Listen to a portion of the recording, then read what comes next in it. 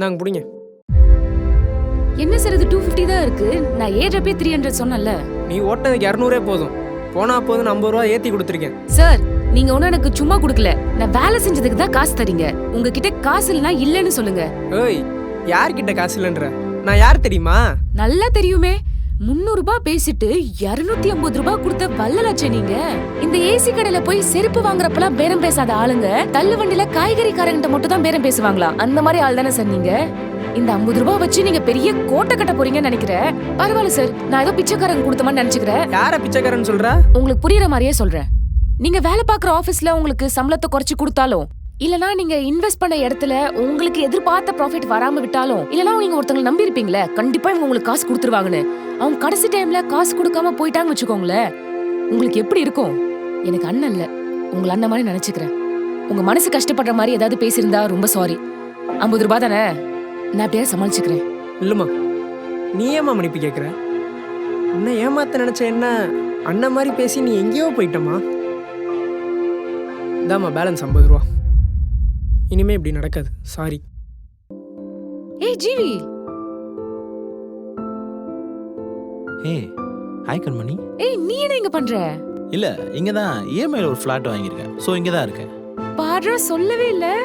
அப்படின்னு இல்லை, ரொம்ப முக்கியமான ஆளுங்களுக்கு தான் சொன்னேன். ஸோ ஏய் ஐ எம் ரன்னிங் லேட்யா. பாப்போம் சரியா? ஆஃபீஸ் போகணும். ஏய் ஆபீஸ் தானே போற, நீ ஆட்டோல ஏறு, நான் உன்னை டிராப் பண்றேன். சிச்சி ஆட்டோலலாம் எனக்கு ஆஃபீஸில் நல்ல பொசிஷன் இருக்கு கண்மணி. ஸோ இந்த ஆட்டோலாம் போனால் என் பொசிஷன் என்ன ஆகும் யோசிச்சு பாரு. இதுக்கு முன்னாடி இந்த மாதிரி ஆட்டோவில் போனேன்னு நினச்சாலே டிஸ்கஸ்டிங்காக இருக்கு. அண்ட் பை த வே நான் இஎம்ஐல ஒரு கார் எடுத்திருக்கேன். ஸோ அதிலே போய்க்கிறேன். சரி ஆட்டோ மட்டுமே ஓட்டுறியே, வேற எதுவும் நல்ல வேலைக்கு போகிற ஐடியா இல்லையா? சரி ஓகேயா, ஐ எம் கெட்டிங் லேட். பார்க்கலாம், பாய். ஒரு எமர்ஜென்சியாக லோன் ஆஃபீஸ் வரைக்கும் போகணும், போகலாமா? போலாம், ஆனா உங்ககிட்ட தான் கார் இருக்கே, அப்புறம் எதுக்கு ஆட்டோ வந்து கேக்குற? இல்லை என் காரு என் ஃப்ளாட் எல்லாமே போயிடுச்சு கண்மணி.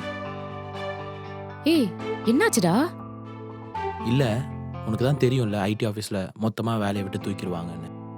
அது மாதிரி வேலையை விட்டு தூக்கிட்டாங்க. ஸோ ஃப்ளாட்டுக்கு காருக்கு எதுக்குமே இஎம்ஐ கட்டலை. அதனால சீஸ் பண்ணிட்டாங்க மொத்தமாக.